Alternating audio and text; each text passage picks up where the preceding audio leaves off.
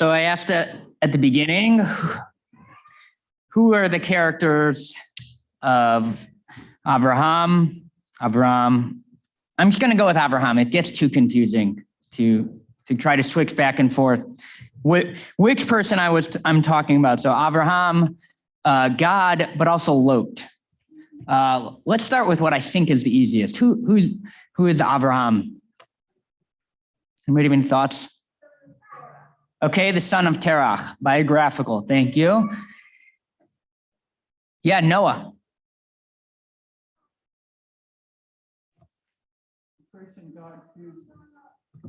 What did she say? Abraham and Lot. Okay, good job. Marion, what did you say? He was the person that God chose. Okay. First monotheist. Okay, so he heard God, he went with it. What else? Yeah. A trailblazer. Husband of Sarah. A wife pleaser. I'm not sure. I'm not sure I can put on the rabbinic face and say I agree with that one. I'm going to go ahead and. Okay, so one of the things I will cut out that I would say later, he's an unbelievably complicated figure in his speech. Okay, and the issue of wives figures into that in general. It's a particular aspect of the general issue of sometimes God speaks to him or he sees an issue, done. I'm an obedient person, I go with it. And sometimes he uses his words, uses his skill, his charisma to speak up for what is right or for what is not right. And that just in itself, I think, makes him such a complicated and difficult figure to nail down in the one words that I'm not asking you for. You can give me a sentence. Marion, we'll come back to you. You already had a turn. Diane, he is human. Okay. So we can come back to the question, is the choice of Avram and Sarai an empowering choice? Yes and no, probably. But at least he is a human choice. He is just like Noah, how the Noah story differs from other ancient Near East flood narratives. The hero of the story, or the anti-hero, at least is human, not a godlike figure. Yeah, Margot.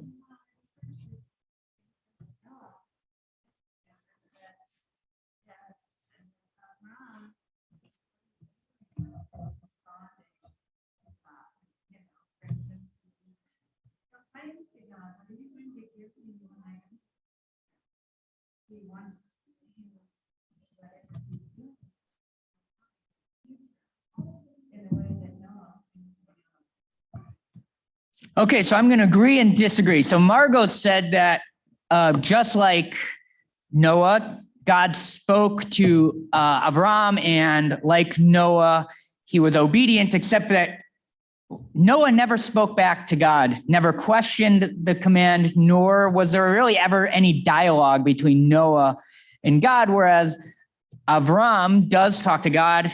What I'm going to mention in a second here in chapter 15, he's saying to God, I need something out of this relationship. I need to have a child, and I need to be blessed. But that is where I disagree, is that's after he's already heeded the command to go to another place, which is still different than Noah, because Noah gets off the boat, doesn't say anything. Mitchell.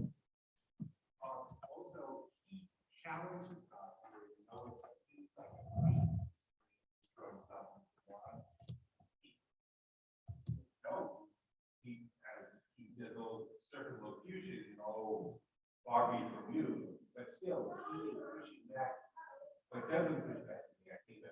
So he's complicated. Yeah. So Mitchell pointed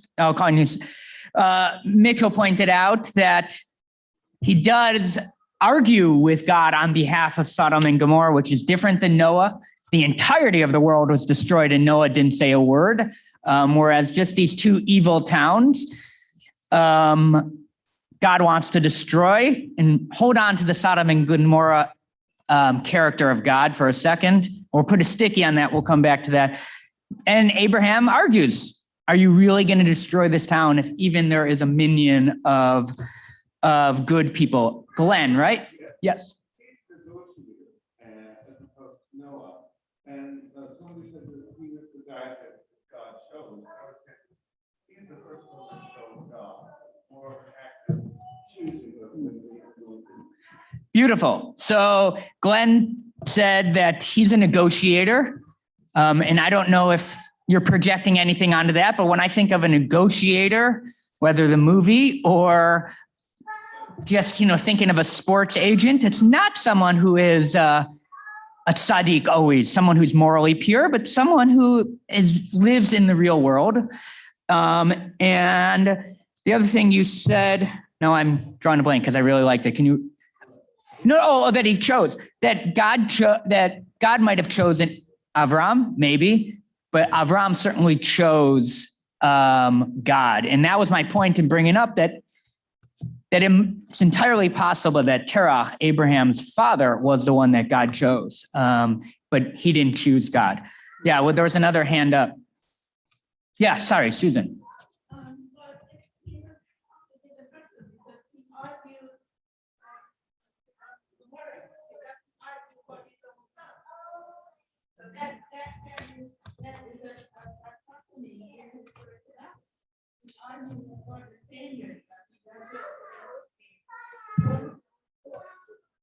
So wonderful. So Susan points out really what Mitchell said about arguing with Sodom and Gomorrah, but not for his own son.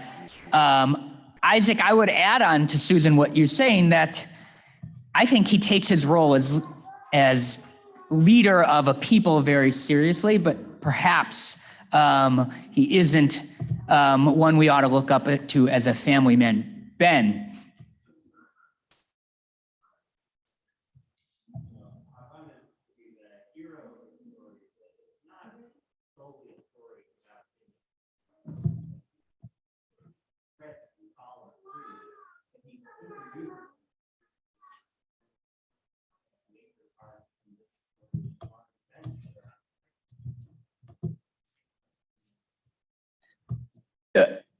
You might, so Ben points out that we may see Abraham as the hero of this story, or at least the lead role, but he allows for, like in what is those accordion files to open up. It's a novelistic character that he opens up the story and the stage to many other characters who get great airtime or stage time. Anybody else? What about God? Who's the God that we see? Let's stick to just up until the end of this portion. So the first three portions of the Torah. Who is God? Creator of the universe. Okay. Mitchell.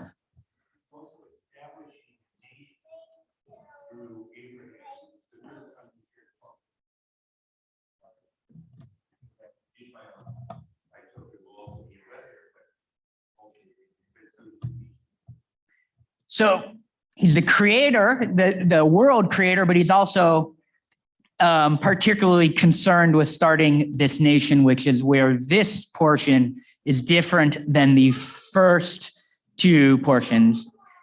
Yeah, Marion. He sees himself as a director. God is the director. Can you say one more sentence about that? He sets up the story and makes it work. So Marion says God is the director. God sets up the story and makes the story work. Anybody want to push Marion on that? I'm sensing a little tension, fear about talking about God. I assure you it's okay. Yeah, Ben.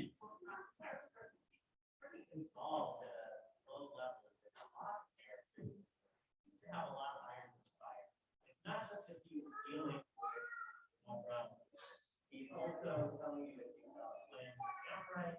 He's got some relationship with Sedek. There's a lot of people who are sort of in the home.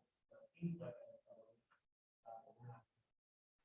So Ben says that God is hyper involved in this story, not only, as Mitchell points out, with the creation of the Israelite nation that will grow through Abraham and Sarah's line, but all these other nations, whether or not they come from Abraham with the Ishmaelites, but all these other people. So Marian says that God is a director. Ben, if I can choose a word or a phrase for you, it's a helicopter parent. Hyper involved in the lives of everything that is going on with those he oversees. Yeah, Glenn. It's a micromanager. Yeah, Marion. Oh, Roberta, I'm sorry.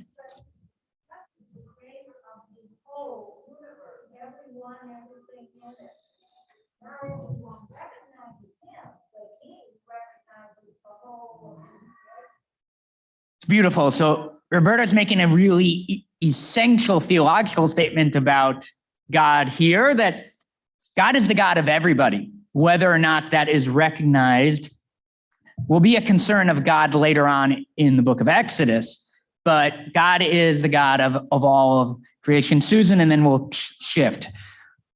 Also, this concept is also very confusing because you have El, which is the top god from the Middle East, and then they have the name like this. And a lot of times you don't know who they mean. It's very confusing. When you pose the question, I'm posing it back. You don't know if they're talking about El or So Susan's pointing out we have different gods here. If you just go with the first few stories in the Torah, where you have Adonai and Elohim, which the rabbis say just refers to different characteristics of God, but then you throw in El, and it gets to be confusing. We don't know who the characters are referring to. Let's just say I'm talking about Adonai. Who is Lot? Or what does Lot represent in this story? Yeah, Mitchell.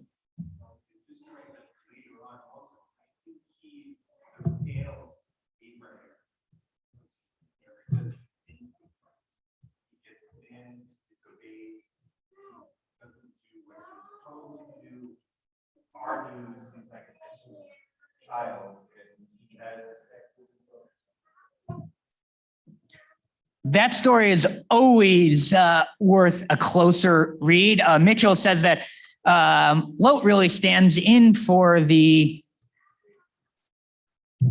I don't want to project here, but the negative version of Avram, which we might say is really negative, since Abraham is far from perfect. He fails in every instant that maybe Abraham succeeds. But the story of Lot and his daughters, that's worth a closer read, maybe next week. Anybody else? What does Lot represent? Yeah.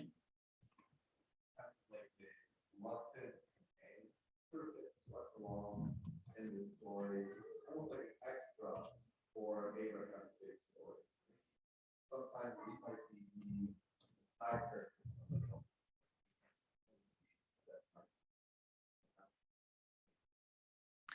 So Ben says that Lot is, in some way, I feel that's kind of like what Mitch was saying, that he's a foil to Abraham. He sets up the action for him to be able to be the main character. And it's a lesson for us in life that sometimes we're the main character on the stage and sometimes we are secondary. Anybody else? Yeah, Marion. I think he's a tragic character, and you kind of see a foreshadowing of that in this part. So Marion says that he's a tragic figure, and we see the setup of that tragedy beginning here. So raise your hand if you think, oh, so we got two more, and then I have a hand question. Yeah, Larry. I just picking up on what you said about him being a foil. He is a foil for Abraham because in Bereshit you've got all these pairs, and one member of the pair is the one that carries things forward, and one member of the pair sort of falls by the wayside. So you've got Isaac and Ishmael, you've got Jacob and Esau, and Abraham doesn't have a brother in this story, so Lot fills that role. Lot, I should say, who's his nephew, his brother's child, and it just makes the whole point that you've got this march through history where there are what becomes and what might have been, and it's not inevitable, but there's a sense of human choice molding the future, and Lot represents the one that didn't fructify, that didn't develop in the way that Abraham does. Just as we have that later with Yitzhak and Yaakov. Yeah. Okay. So Larry points out the Torah is, especially Bereshit, is very concerned with symmetry, and every character or every lead role, or at least every lead male role, has the counterpart. Or this could, it's the before and after. This could have been your story, and you didn't include Cain and Abel, but I would include Cain and Abel in there as well, and that's what Lot does here. Yeah, Ben.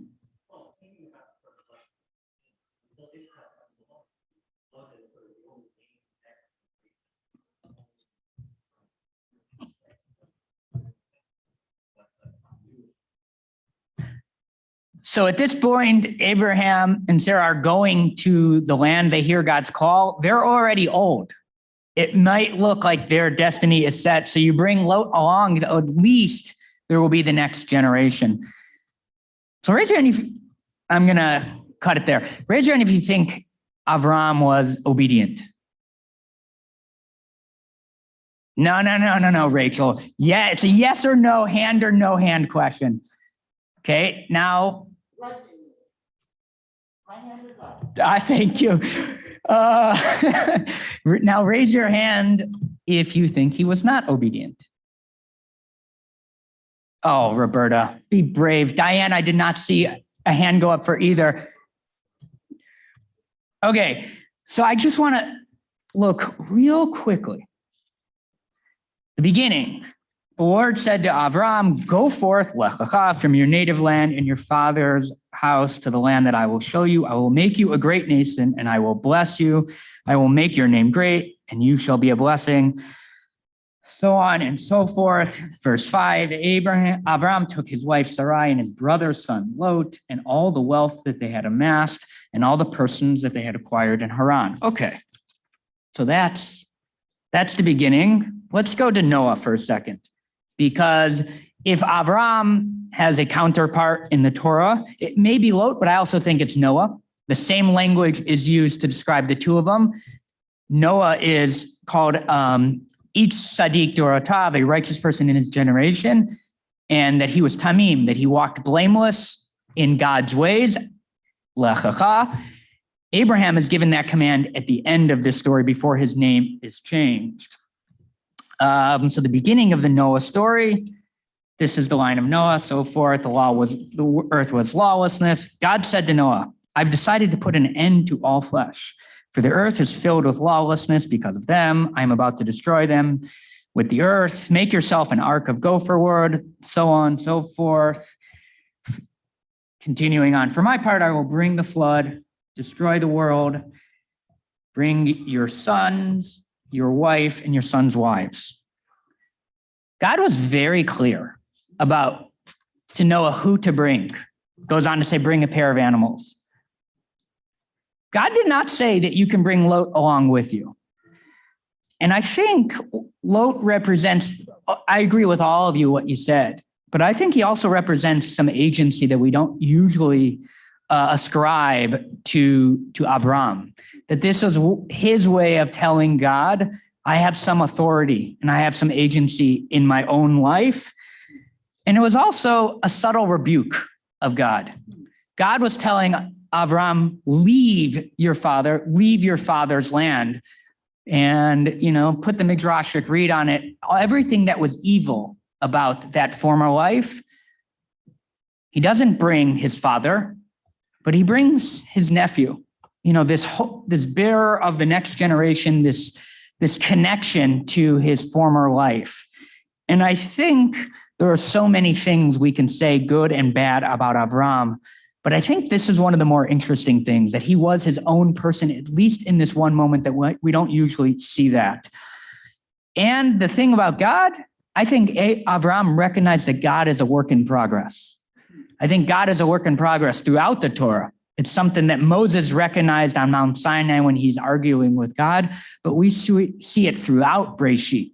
God is thinking a lot. I asked you to put a sticky on the point that Mitchell and Susan made about Sodom and Gomorrah. Right before that, God says to God's self, just like he did at the end of the Noah story, I really shouldn't tell Abraham that I'm going to do this. God is not all the way there. I'm not going to say God is human, but I think we can recognize or be inspired or empowered by the human-like qualities that we see in God here. So I'll leave it at that. Next week, there might be a little to talk about with the Akedah, and we will wait for that. We will turn now to Musaf.